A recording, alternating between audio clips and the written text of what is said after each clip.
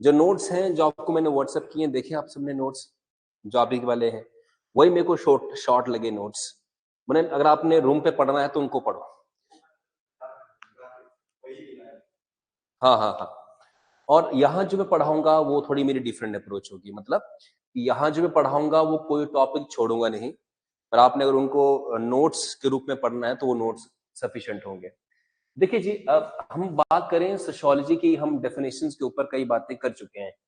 Sociology की definition क्या होती होगी, एनी गेस? सोशियोलॉजी को हिंदी में क्या बोलते हैं? समाज शास्त्र। उसकी डेफिनेशन क्या होती होगी? तो अगर आपने नोट्स बनाने यहाँ वाले तो बिल्कुल शॉर्ट शॉर्ट लिखना, बिल्कुल शॉर्ट शॉर्ट है, ताकि बस रिवीजन आपका बाद में हो जाए।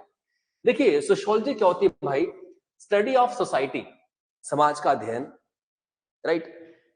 सोशल लाइफ, लोगों का जीवन कैसा है, और साथ साथ में जो सोशल बिहेवियर है। समझे, तीन चीजें हैं यहां पे। एक सोसाइटी की स्टडी है, और सोशल लाइफ की स्टडी है, और सोशल बिहेवियर की स्टडी है। तीन चीजों की स्टडी है ये। अब आप कहेंगे सोसाइटी और सोशल लाइफ कैसी होती है? सोशल लाइफ का मतलब ये होता है भाई कि हम लोग जब अपने घर से बाहर निकलते हैं, किसी फंक्शन में जाते हैं, किसी मेले में जाते हैं, तो वो जो हमारी लाइफ है, and that is called social life. Social life, right.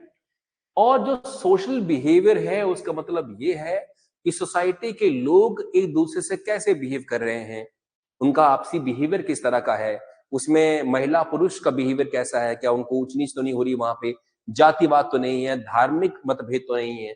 ये सारी बातें क्या होंगी, सोसाइटी के अंदर आएंगी। तो तीन word, study of society, social life and social behaviour, तीन चीजें। और हम देखें तो सोशियोलॉजी में लॉजी क्या होता है? स्टडी। और सोशियो मतलब क्या होता है? सोशियो अंग्रेजी का शब्द मतलब सोसाइटी। कंपेनियन मतलब दोस्त, लोग, एसोसिएट मैंने आपके, जो आपके साथ रहते हैं। देखिए अगर आप मजदूरी करते हैं रोड पर, तो वही मजदूर आपकी क्या है? सोसाइटी है, क्योंकि वो आपके कंपेनियन है, आपके साथ ही है। अगर आप मान लीजिए कि एचएस अधिकारी हैं, तो एचएस अधिकारी ही आपके क्या होंगे? कंपेनियंस होंगे। तो आपकी सोसाइटी अलग और मजदूर की सोसाइटी क्या होगी? अलग होगी। अगर आप एक दलित हैं तो आप रोज डिस्क्रिमिनेशन का शिकार होंगे। आज तो खैर कम है, पर एक टाइम पे थे। तो आपकी सोसाइटी क्या हुई फिर? अलग हो गई। आप जिनके साथ उठते बैठते हैं, कैसी वहां बातचीत होती है, वहां कैसी बातें डिस्कस की जा रही हैं, वो सारी बातें क्या हो जाएंगी? माहौल अलग हो जाएगा। जो आप गांव के हैं तो आपकी सोसाइटी क्या है भाई? अलग। आप शहर के हैं तो आपकी सोसाइटी क्या है? अलग है। सोच अलग होगी, विचार अलग होंगे, अप्रोच अलग होगी, विजन अलग होगा। हाँ जी, हाँ जी, ट्रू कि नहीं है? अगर आप मैन हैं तो आपकी सोसाइटी क्या होगी? अलग। और वीमेन है तो सोसाइटी अलग हो जाएगी। कैसे भाई? क्योंकि एक ही शादी के अंदर, एक ही फंक्शन के अंदर आप देखेंगे कि जो मैन की जो डिस्कशन है चीजों की, वो बिल्कुल क्या है? अलग। और वीमेन के बिल्कुल अलग है। उनके मुद्दे अलग हैं भाई, उनके मुद्दे अलग हैं। दैट इज वाई पॉलिटिशियंस जब इलेक्शन में लड़ने आते हैं तो उनको उस सोसाइटी की समझ प्रॉपर जो है वो होनी चाहिए। तो किताबें अगर नहीं पढ़ी किसी नेता ने, तो कम से कम उसको सोसाइटी को पढ़ना चाहिए, लोगों के बीच में घुसकर। ठीक है जी। अब लोगों के बीच में जाते हैं तो ही तो आपको मालूम चलता है कि लोग जी कैसे रहे हैं। True not? अंडरस्टूड कि नहीं है भाई? तो क्या आपको थोड़ी सी बात समझ में आई कि नहीं आई? अब सोशियोलॉजी क्या है? Systematic and scientific study of human behaviour. मतलब इसको हिंदी में कहें तो ये एक वैज्ञानिक तरीका है एक इंसान के बर्ताव को जानने का। इंसान बर्ताव कैसे कर रहा है, कोई ह्यूमन कैसे बिहेव कर रहा है, कोई ह्यूमन कैसे बिहेव कर रहा है, इसकी साइंटिफिक स्टडी, वैज्ञानिक अध्ययन को हम क्या बोलते हैं? सोशियोलॉजी। जैसे मान लीजिए एक माँ है और उनका बच्चा जो है स्कूल को लेकर जा रहे हैं, और वो रोड पे देखती हैं कि एक झाड़ू लगाने वाला आदमी है जो बिल्कुल कड़क ठंड के अंदर झाड़ू लगा रहा है। तो अपने बच्चे को क्या बोलेगी कि बेटा, हाँ हाँ जी, वो अपने बच्चे को बोलेगी कि बेटा अगर तूने हार्ड वर्क नहीं करा ना, तो पढ़ा नहीं ना, तो तू भी इसके जैसा क्या लगाएगा? ठंड में झाड़ू लगाएगा। एक ये अप्रोच है। ये भी ह्यूमन बिहेवियर है कि नहीं है? दूसरा क्या है, अगर वो ऐसा बोले कि बेटा जब तुम पढ़ लिख जाओगे कुछ ऐसा करना कि इन लोगों को ठंड के मौसम में झाड़ू लगाना ना पड़े। ऐसी मशीन बनाओ कि सुबह चले वो रोड पर तो वैक्यूम से वो रोड की सारी गंदगी जो है वो उठा ले। दोनों फर्क है कि नहीं है? तो इट मींस उस माँ की परवरिश से वो जो बच्चा निकलेगा उसके दिल में उनके लिए क्या होगी? हेट्रेड, जो गरीब लोग हैं कि इनके जैसे मत बनना। और जो दूसरा है उसके दिल में उनके लिए सहानुभूति होगी कि यार मैं कैसा क्या करूं इनकी लाइफ को मैं ठीक कर सकूं। अप्रोच डिफरेंट डिफरेंट है। तो ह्यूमन बिहेवियर की स्टडी को हम क्या बोलते हैं? सोशियोलॉजी कहते हैं। आप इसको एंजॉय करेंगे, एग्जाम क्रैक करना अलग बात है, पर एंजॉय पक्का करेंगे इस सब्जेक्ट को। तो देखिए अब हम बात करते हैं सोशियोलॉजी जो है ना, इसका पास्ट बहुत लंबा है। इसका पास्ट बहुत क्या है? लंबा है, परंतु इसकी हिस्ट्री बड़ी शॉर्ट है। अब पास्ट में और हिस्ट्री में क्या फर्क होता है बताइए जरा। आप लोग सब जो हैं आर्ट्स के स्टूडेंट हैं, तो आपको पूछे कोई कि हिस्ट्री में और पास्ट में क्या फर्क होता है? पास्ट माने भूतकाल और हिस्ट्री माने इतिहास, क्या फर्क है?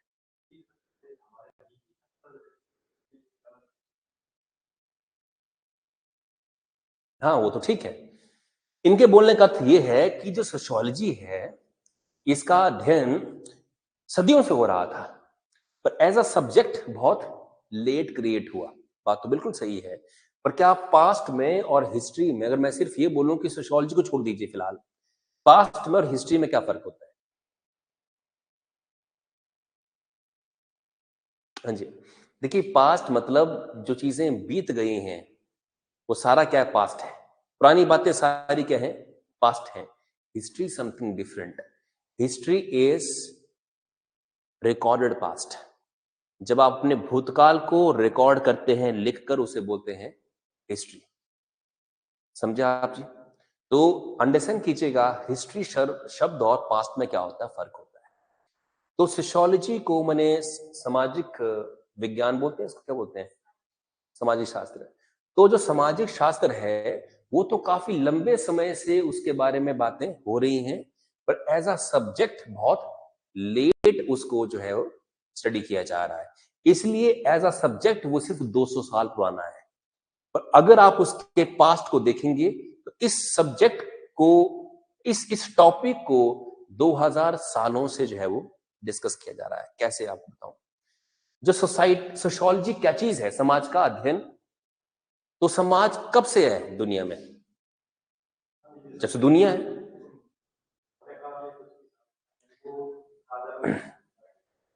हाँ बिल्कुल, नहीं नहीं वो तो ठीक है, पर आप मुझे बताओ कि सोशियोलॉजी जो है वो समाज का अध्ययन है कि नहीं है? तो हमारा समाज कब से होगा? तो जब से हम लोग इंसान हैं, जब से इंस, इंसानों का ग्रुप मतलब क्या है? सोसाइटी है। और उसके बारे में कुछ भी कहना क्या है? सोशियोलॉजी है। मैं आपके बारे में कुछ कह दूं, ये क्या हो गया? सोशियोलॉजी हो गया। हम यहां बैठकर बात कर रहे हैं भी क्या? सोशियोलॉजी है। तो इंसान भाई ग्रुप में कभी ना कभी तो बैठा होगा ना, जब पैदा हुआ होगा तो। इट मींस इतिहास इसका बेशक क्या है? शॉर्ट। अगर आप सोशियोलॉजी को सब्जेक्ट के रूप में देखेंगे तो बहुत ही आपको 200 साल का क्या मिलेगा? इसका इतिहास मिलेगा। मगर इस सोशियोलॉजी नामक टॉपिक को फिलॉसफी में सदियों से जो है वो स्टडी किया जा रहा है। इसका पास्ट बहुत पुराना है, परंतु ये एज अ सब्जेक्ट बहुत क्या है?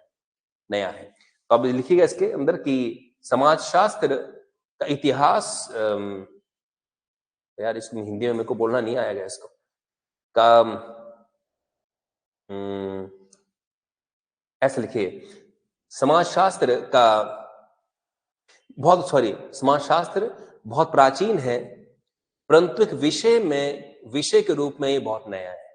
परंतु एक विषय के रूप में ये बहुत जो है वो नया है। इतिहास बहुत पुराना है इसका, बहुत ओल्ड है। तो एक टॉपिक, एक सब्जेक्ट के रूप में जो है वो ये नया है।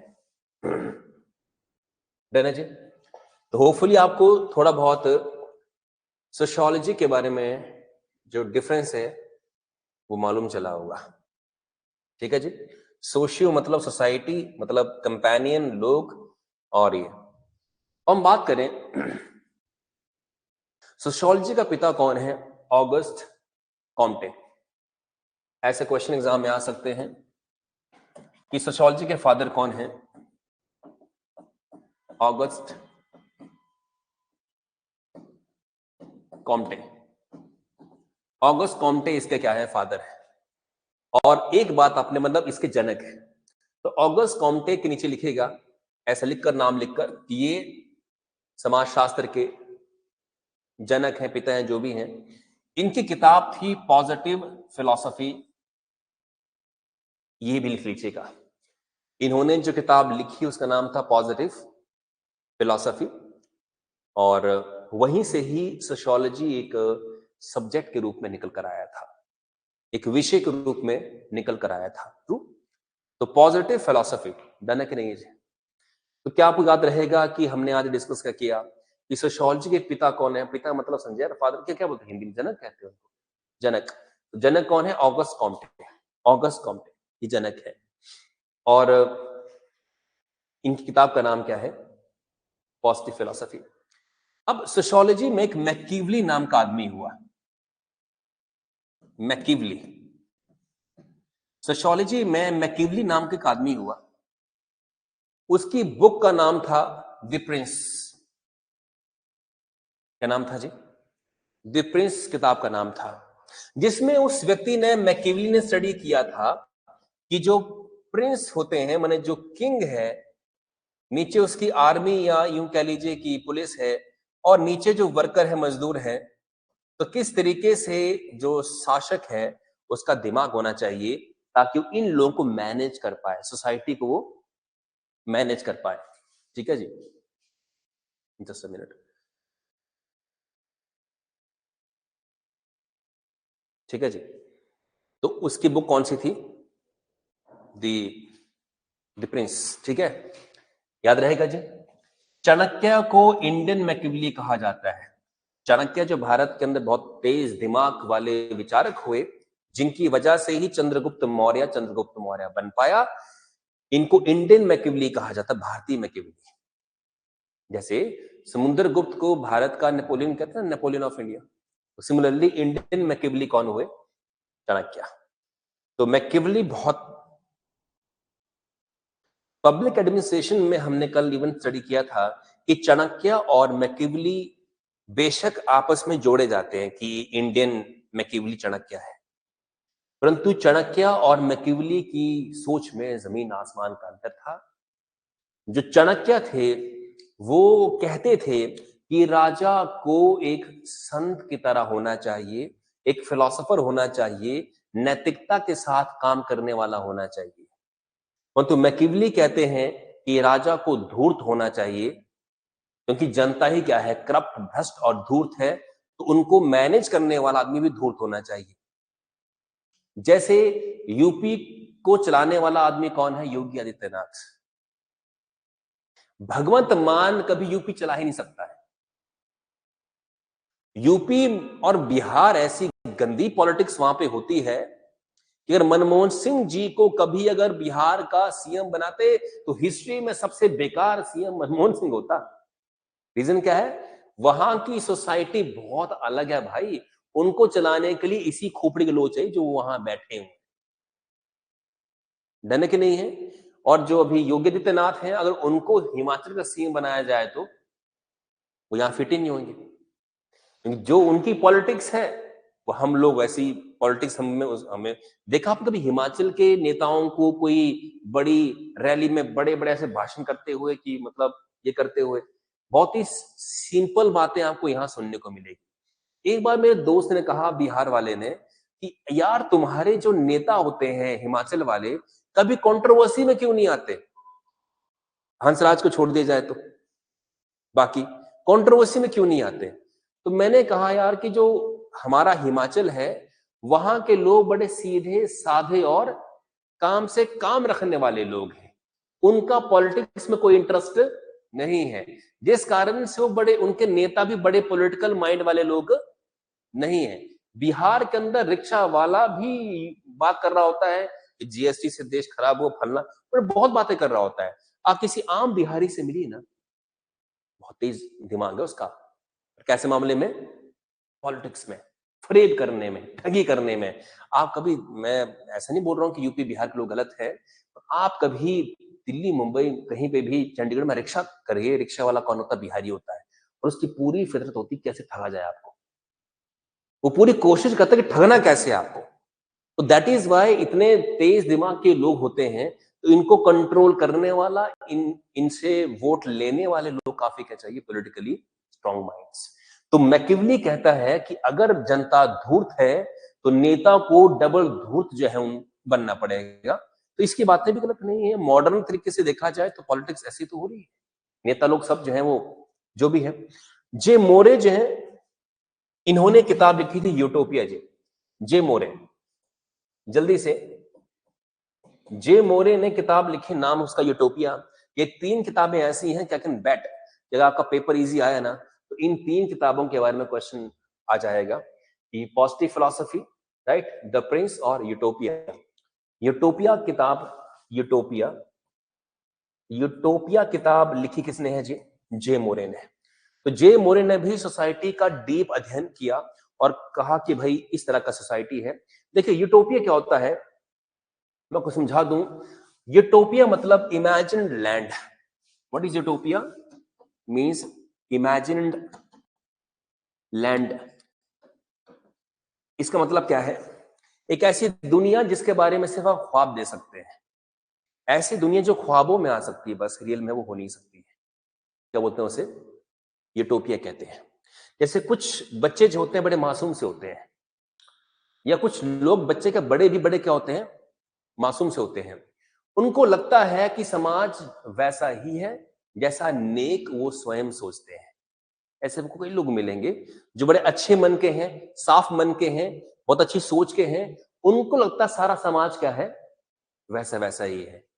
तो वो जो उनकी सोच है उसे बोलते हैं यूटोपियन थॉट। मतलब एक ऐसे समाज की कल्पना कर रहे हैं जो सिर्फ ख्वाब में ही क्या है?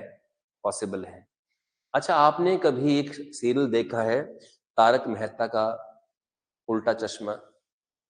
है ना? तो कई लोग बोलते हैं कि हम ऐसी सोसाइटी में जो है वो रहना चाहते हैं। एक मेरी कजन थी, उसकी शादी होने वाली थी, तो उसने कहा कि मेरा ड्रीम क्या है कि मैं कैसी सोसाइटी में रहूं? एक ऐसी सोसाइटी जो कौन सी है? जो तारक मेहता का जो उल्टा चश्मा है जो वहां है ना, जो एक कोई सरदार फैमिली है, कोई भिड़े है, कोई कोई कोई कितना कोऑपरेशन के बीच में है, एकदम जाना, भिड़े भाई क्या कर रहे हो, ये जो भी है। Have you seen that serial और नॉट? क्या ऐसी सोसाइटी कभी प्रैक्टिकली पॉसिबल है कि सोसाइटी के लोग इतने एक दूसरे की हेल्प में खड़े हो जा रहे हैं? नहीं है। तो जो ऐसा सोचे कि ऐसा कोई सोसाइटी हो जहां ऐसे कोऑपरेशन हो, तो दैट इज कॉल्ड यूटोपिया। ठीक है जी। प्रैक्टिकली लोग आपकी टांग खींचना चाहते हैं, प्रैक्टिकली लोग आपका अच्छा दिख नहीं सकते हैं, और प्रैक्टिकली पड़ोसी ही आपके सबसे बड़े क्या होते हैं? दुश्मन होते हैं। और तारक मेहता का उल्टा चश्मा देखकर ख्वाब खाएं कि ऐसी कहीं शादी हो जाए जहां ऐसा ही सोसाइटी हो, राइट? तो वही होने वाला वो नहीं है। आपका सपना जल्दी टूटने वाला, और बहुत अच्छे से टूटेगा वो, क्योंकि सोसाइटी बिल्कुल 360 डिग्री क्या हो जाएगी? ऑपोजिट। जो आपने ख्वाब में सोचा वो बिल्कुल ऑपोजिट हो जाएगा वहां। चलिए, समय नहीं तो काफी बात में इस बारे में करता। फ्रांसिस बैकन को छोड़िए, वो किसी कोई बुक नहीं है इसलिए फिलहाल हम छोड़ रहे हैं इसको। ये आदमी कौन है जी? Karl Marx. कार्ल मार्क्स को पढ़ने के बाद आदमी जो है वो आधा पागल हो जाता है। ठीक है जी। इंडियन सोसाइटी की हम बात करें, भारत का समाज, डाल दीजिए हेडिंग। तो जो भारत का समाज है, इंडियन सोसाइटी है, आप देखेंगे कि भारत का जो समाज है, सोसाइटी है, उसके हमें स्टार्टिंग के लक्षण कहां से मिलते हैं? वैदिक समय से। ठीक है जी। भारत की जो सोसाइटी है उसके स्टार्टिंग के लक्षण हमें कहां से मिलते हैं जी? वैदिक सभ्यता से। लिखिएगा हिंदी में कि भारत के सोसाइटी या समाज के पहले लक्षण हमको वेदों से मिलते हैं। वेदों से मिलते हैं जिसमें भगवान की पूजा हो रही है और मंत्रों का उच्चारण हो रहा है। जिसमें भगवान की पूजा हो रही है, मंत्रों का उच्चारण हो रहा है। और आप वेद को पढ़ेंगे, ऋग्वेद, सामवेद, यजुर्वेद, अथर्ववेद, आप ये सारे देखेंगे, इन सारे वेदों के अंदर भगवान की पूजा, श्लोक का उच्चारण कैसे करना है, वही सारी बातें हैं। तो उससे हमें मालूम चलता है कि वहां की सोसाइटी का जीने का तरीका इस तरह का था, है कि नहीं जी? वहां पे आपको सभा मिलेगी, समिति मिलेगी, विधाता मिलेगा। सभा समिति क्या होती है? सभा मने लोगों की एक असेंबली, लोग आकर बैठ रहे हैं, डिस्कशन हो रही है। समितियां होती है कमेटी वगैरह बनना, जांच पड़ताल के लिए, किसी और काम के लिए। तो सभा समितियां अगर थी वहां पे, तो इससे एक बात तो साफ है कि लोग सोशलाइज होते थे। अच्छा, मैं आपको बोलूं कि आप सोशलाइज नहीं होते, इसका मतलब क्या है कि आप किसी फंक्शन वंक्शन में जाते नहीं हो। सपोज करो कि आप क्लास करी और क्लास के बाद सीधे अपने रूम पहुंच गए और फिर दुनिया से आप कट हो चुके हैं, तो मीन्स आप हो चुके हैं a social person. What is a social? जो समाज में इन्वॉल्व नहीं होता है, लोग नहीं जानते हैं आपके बारे में उतने अच्छे तरीके से। हाँ, एग्जाम क्रैक कर गए तो क्या हो जाएगा? एकदम से आपका नाम जो है वो फेमस हो जाएगा। बट अगर नहीं कर पाए तो बहुत हैवी लॉस होने वाला है, क्योंकि सोसाइटी आपको भूल चुकी है, क्योंकि आप उनके बीच में उठते बैठते अब नहीं है। जो भी है, चलिए इस तरह से हम बातें करने वाले हैं। और अब मैं इसमें बताऊंगा, कौटिल्य को आप जानते हैं कि मैकिवली से कंपेयर किया गया है। हमें हिस्ट्री में ऐसे ऐसे देखने को मिलती हैं चीजें। बट मैं आपको एक अग्निवेश की किताब है, चारक सूत्र, चारक संहिता। तो मैं चाहूंगा कि चारक संहिता किताब को लिखें फटाफट से, टाइम बहुत कम है। चारक संहिता जो है, इसको लिखा था अग्निवेश ने, और भारत की सोसाइटी कैसी थी उस बारे में अग्निवेश का एक बड़ा योगदान है। इन्होंने भारत की उस दौर की सोसाइटी के बारे में चारक संहिता के अंदर डिटेलिंग से लिखा है कि लोग कैसे जानवर पालते थे, बिजनेस कैसे करते थे, राजा कैसे शासन करता था, प्रजा का जो पालन पोषण कैसे होता था, नियम क्या थे, मान्यताएं क्या थी। तो चारक संहिता किताब भी काफी इंपॉर्टेंट है। तो आपने किताबों के नाम लिखे ऊपर सारों के, जैसे जो हमने डिस्कस किया, अब यहाँ पे भी एक नाम जो है यहाँ इंपॉर्टेंट है, चारक संहिता। तो चारक संहिता के अंदर क्या है जी? चारक संहिता में पूरा उस दौर का जो वर्णन है कि उस दौर का समाज जो है वो कैसा था।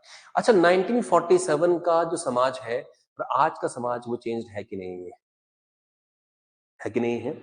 उस दौर के लोगों का सोचना, उस दौर के लोगों का कामकाज और आज के लोगों का कामकाज क्या है?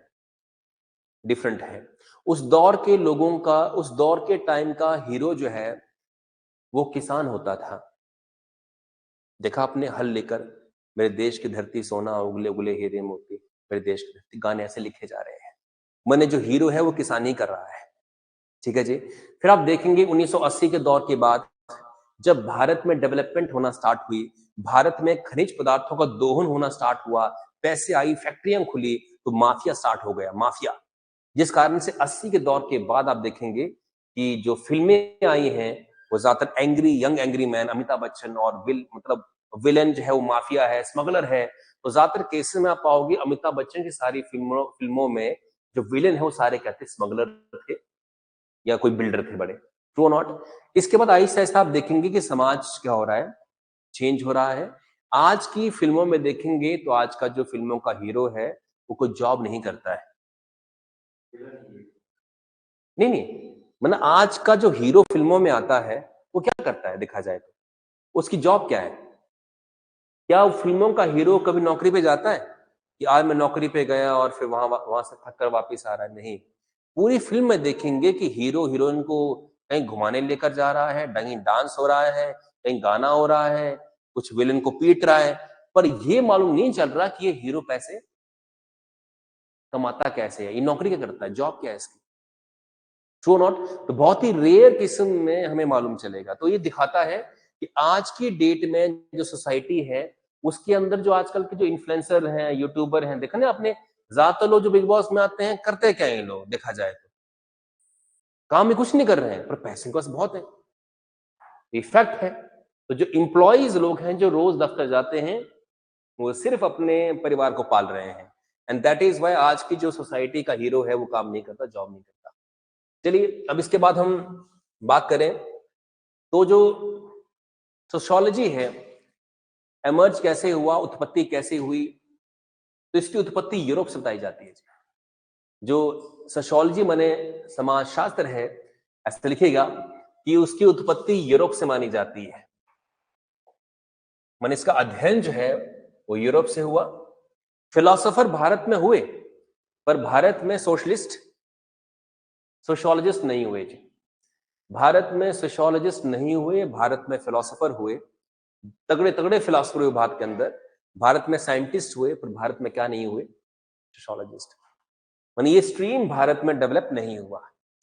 तो जो हम पढ़ रहे हैं सब्जेक्ट, उसके जो कर्ता धर्ता हैं वो सारे कहाँ के थे, यूरोप के थे।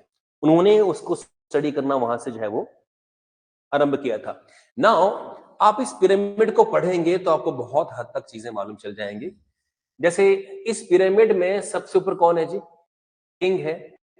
इसके बाद कौन आ रहे हैं, नोबेल और चर्च के लोग। नोबेल कौन होते हैं, आप तो मेडिवल हिस्ट्री पढ़ ही रहे हो। नोबेल मतलब मंत्री, सेनापति, हायर ऑफिशियल्स, वो हुए नोबेल्स। जो होते हैं नाइट्स, या इनको वसाल भी कहते हैं। क्या कहते हैं इनको, नाइट या फिर वसाल।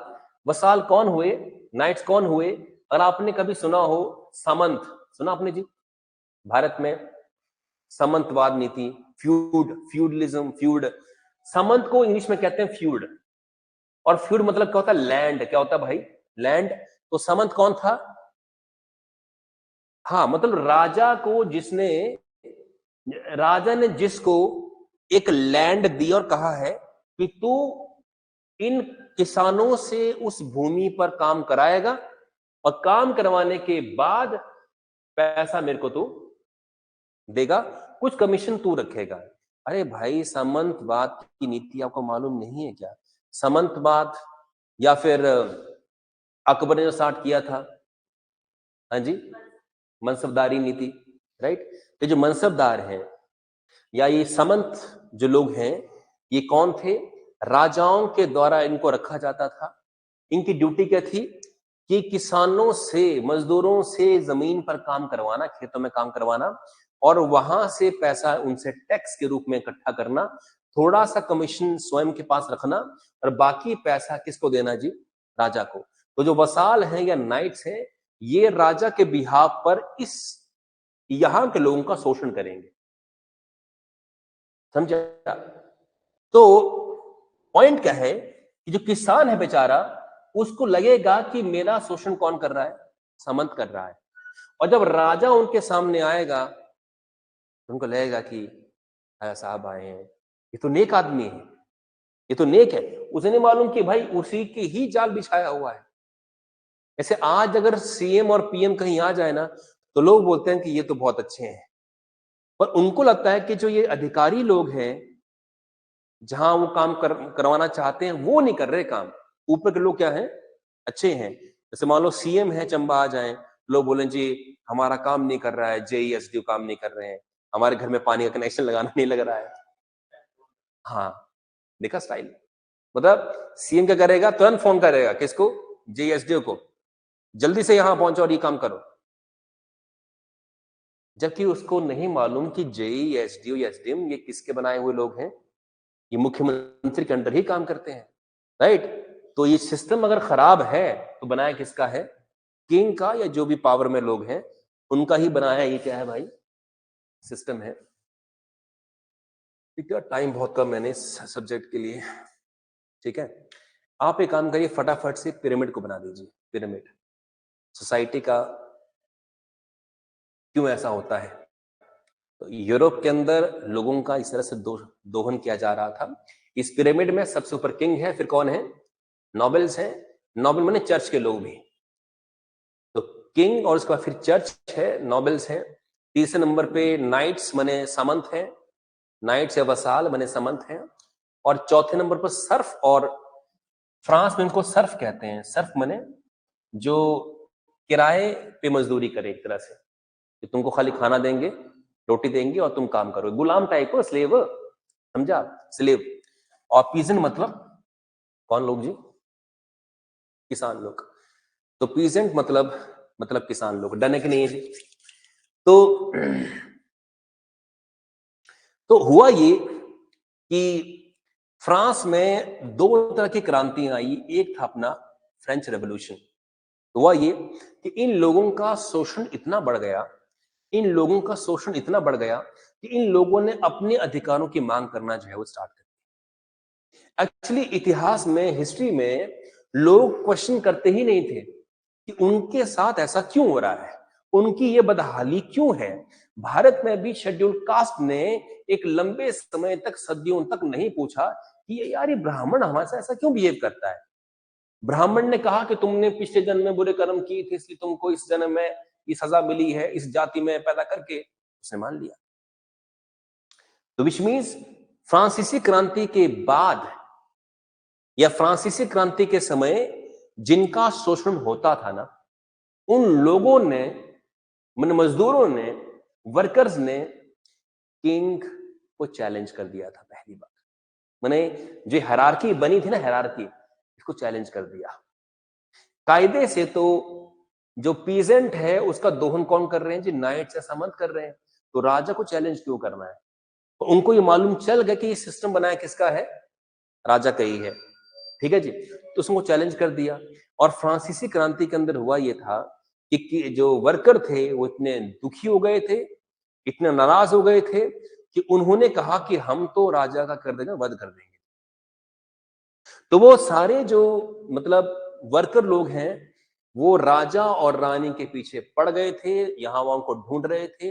रानी राजा भाग गए बिल्कुल वहां से, और उन्होंने, लोगों ने रानी को जो है वो पकड़ा, ठीक है, और पब्लिक के सामने उसका सर जो है वो काट दिया था।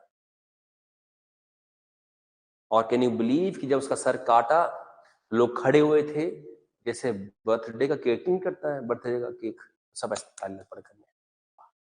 इसका मतलब क्या है? क्रांति होनी चाहिए, पर फ्रांसीसी क्रांति में क्या था? ब्लड शेड था, उनको मार दिया गया था ऐसा। और लेडी एंटोनेट का आपने नाम भी सुना है? Lady Antoinette. तो लेडी एंटोनेट जो थी ना, उसने फ्रांसीसी क्रांति के टाइम पे कहा था इन लोगों को, जब इन लोगों ने कहा कि हमारी बहुत हालत खराब है, हमारे पास बहुत पैसे नहीं हैं, बस हम खाना ही खा पा रहे हैं, हमारी सेविंग्स को, दो मिनट और बस, हमारी सेविंग्स कोई नहीं है। तो लेडी एंटोनेट ने क्या कहा था, जो प्रिंसेस थी उस समय की, उसने कहा कि अगर आपके पास खाने को रोटी नहीं है, उन्होंने कहा हमारे पास खाने को रोटी नहीं है, और रोटी को बोलते हैं इंग्लिश या फ्रेंच के अंदर ब्रेड बोलते हैं, तो हमारे पास क्या नहीं है? We don't have bread. तो उसने क्या कहा था? If you don't have bread then eat cakes. तो ब्रेड नहीं है तो क्या खाओ? केक खाओ। समझ रहे हो? ये होता है इंसल्ट करना आदमी को, इंसल्ट। कि जिसके पास ब्रेड के पैसे नहीं है वो केक कैसे खा सकता है? केक तो ब्रेड से महंगा होता है। अच्छा, लोग बोले कि खाने को जो है वो सब्जी नहीं है, सब्जी बहुत महंगी हो गई है, और हम बोले तो कि दाल खाओ फिर। राइट। इसका मतलब क्या हुआ कि ये भी टिप्पणी कैसी है? मैरी एंटोनेट वाली टिप्पणी है कि भाई जो प्रॉब्लम कही जा रही तो उसका सोल्यूशन निकाल, हमें ऑल्टरनेटिव मत दे। तो एक तरह से अंडरस्टैंड कीजिएगा कि लोगों को खाने को पैसा नहीं था और वो क्या बोल रही थी कि क्या खाओ? केक खाओ। केक तो बहुत है, केक खाओ, केक बहुत महंगे थे। जो रोटी नहीं खा पा रहा है वो केक कहां से खा लेगा भाई? है कि नहीं? बात सही कि नहीं है? डन। अच्छा, मान लें ऐसा बोला जाए, लोग बोले कि बहुत महंगाई हो गई है और पीने को पानी तक नहीं मिल पा रहा, ठंडा पानी है दुकान से, तो कोई बोले ठंडी बियर पियो फिर। इसका मतलब क्या है? तो हमारी इंसल्ट कर रहे हो। पानी पीने वाला हम खरीद नहीं पा रहे और बियर कहां से खरीदेंगे? तो एक बात बोलने की आप समझेगा कि इस तबके के लोगों का इतना शोषण बढ़ गया कि इन्होंने किंग या क्वीन को ही चैलेंज कर दिया था। तो दो क्रांतियां, कौन कौन सी क्रांतियां? अच्छा, एक तो फ्रेंच क्रांति एक ही हुई, फ्रांसीसी क्रांति, और उसके बाद कौन सा रेवोल्यूशन आया था? इंडस्ट्रियल रेवोल्यूशन, माने क्या बोलते हैं इसको? औद्योगिक क्रांति। इसके बाद दुनिया बहुत क्या हुई थी? चेंज हुई थी। क्योंकि जब औद्योगिक क्रांति आई तो फिर नाइट्स की जरूरत जो है वो खत्म हो गई, क्योंकि अब लोगों से हमने काम ही नहीं करवाना है। अब काम कौन करेंगे जी? मशीनें काम करेंगे। और इंसान जो है, जो पहले लेबर के रूप में काम करता था, वो लेबर के रूप में नहीं करेगा काम।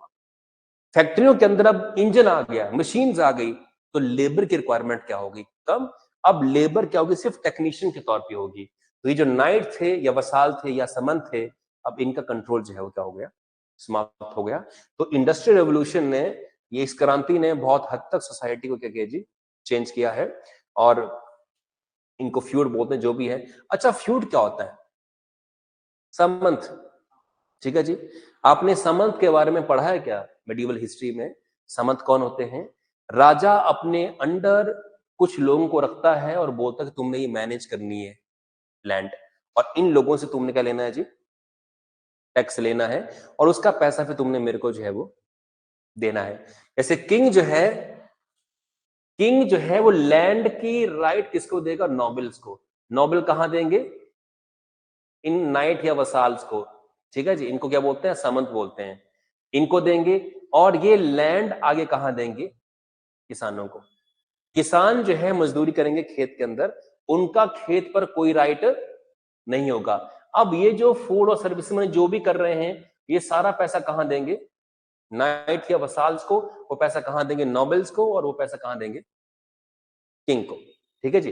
तो इस तरीके से सिस्टम जो है वो चला हुआ था, सिस्टम चलाया जा रहा था। तो फ्यूड का मतलब, वैसे तो फ्यूड का मतलब क्या होता है? लैंड होता है। और फ्यूडलिज्म मतलब एक तरह से एक आदमी जो व्यवस्था चलाता है लैंड। हाँ जी, सेम है। माने यूरोप का फ्यूडलिज्म और भारत का सामंतवाद सिनोनिम्स है, सेम चीजें हैं। यूरोप में भी किंग जो है वसाल्स और नाइट को रखता था। जैसे इंडिया में रखते थे किसको? हाँ जी, नहीं नहीं नहीं, इंडिया में जो सामंत होते थे, सामंत, या अकबर ने क्या रखे थे? मनसबदार। तो मनसबदार या सामंत वैसे ही फॉर्मेट थे कि तुम मेरे अंडर काम करो, तुमने ये देखना है। तो उसे ऐसा ही कहते हैं, ठीक है जी। चलिए, बाकी चीजें बड़ी आसान है। नोट्स आपको मैंने टेलीग्राम पे, व्हाट्सएप पे भेजे दिए हैं। आपने रूम पे पढ़ना कुछ एक्स्ट्रा से। मेरा काम यहाँ समझाना होगा, शॉर्ट नोट्स बनवाना होगा। डिटेलिंग के लिए आपने वहां पे जाना है। एमसीक्यूज आपको मिलते रहेंगे साथ साथ में, तो अपने वहां से भी खुद को जो है तैयार करना है। हाँ हाँ, वो मैं यहाँ से करवा दूंगा। जैसे स्टार्टिंग पार्ट यहाँ से हो रहा है ना आपका, देखिए।